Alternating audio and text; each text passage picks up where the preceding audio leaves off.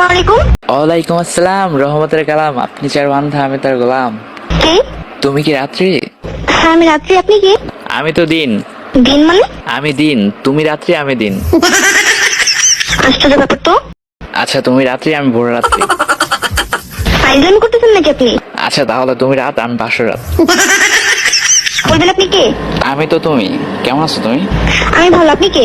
বললাম না যে আমি তো তুমি। আপনি নাম্বারটা কোথায় পেয়েছেন? পাবলিক টয়লেটে পেয়েছি, লেখা ছিল মন দিব তো পান দিব না। পাবলিক টয়লেটে? জি।